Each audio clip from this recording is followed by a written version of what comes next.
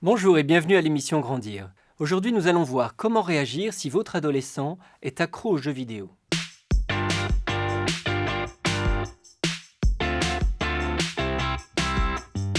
La consommation excessive de jeux vidéo est un vrai problème de santé publique qui a des conséquences comportementales, des conséquences sociales, des conséquences psychologiques, financières et des conséquences également scolaires. On va d'abord éviter de diaboliser. L'usage de jeux vidéo, quand il est raisonnable, n'est pas dangereux pour la santé de l'enfant, c'est un loisir intéressant et c'est même une activité artistique, hein. Il y a des jeux vidéo qui sont vraiment de grande qualité et puis ça peut aussi développer des réflexes, ça peut présenter un certain intérêt. Mais s'il ne faut pas diaboliser les jeux vidéo, il ne faut pas pour autant les banaliser. Parce qu'une consommation excessive de jeux vidéo peut entraîner de l'insomnie, peut entraîner des troubles du caractère, peut entraîner un repli sur soi ou des difficultés scolaires. On va également éviter de trop entretenir cette dépendance en offrant par exemple que des jeux vidéo. Parce que c'est un peu étonnant, on reproche à notre adolescente de faire des jeux vidéo et on lui achète des jeux vidéo à chacun de ses anniversaires ou de ses fêtes de fin d'année. Donc on va mixer nos cadeaux, on va lui acheter des jeux vidéo certes, mais on lui achètera aussi autre chose. Voire, après tout, les jeux vidéo, il peut se les acheter avec son argent de poche ou échanger les anciens avec des nouveaux. On va aussi éviter de brider son autonomie. Moins un adolescent est autonome, plus il va être tenté évidemment de rester à la maison et de se replier dans les jeux vidéo. Parce que les jeux vidéo, c'est aussi un moyen de s'isoler, de vivre des aventures, de se couper de sa famille. On va à l'inverse lui permettre de faire des choses à l'extérieur de la maison. La première chose à faire, c'est de prévenir. Les adolescents qui jouent aux jeux vidéo, ça a été aussi des enfants qui utilisaient aussi beaucoup les jeux vidéo. Donc dès le plus jeune âge, il faut être vigilant et réduire la consommation de jeux vidéo.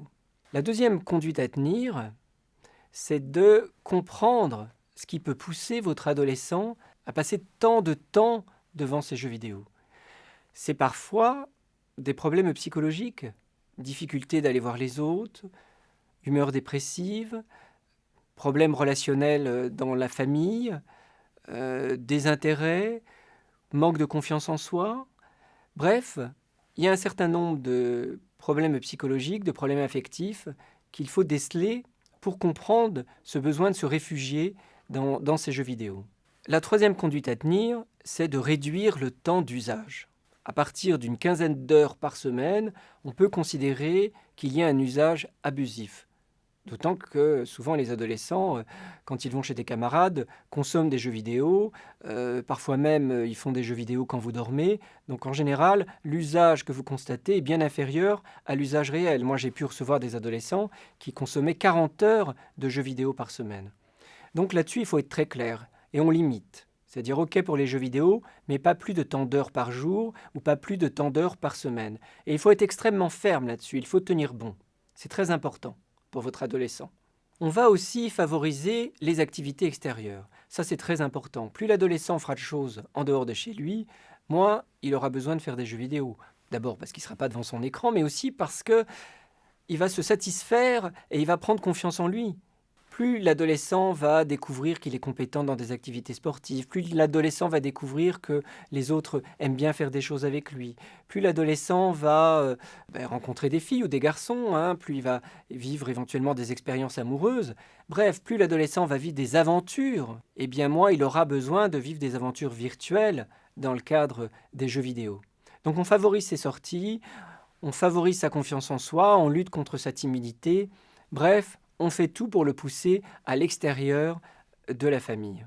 Enfin, la dernière conduite à tenir, si votre adolescent est dépendant des jeux vidéo, c'est de consulter un psychiatre pour adolescents qui soignera les problèmes sous-jacents à cette dépendance et qui l'aidera à se sevrer. Merci de votre attention et à la semaine prochaine.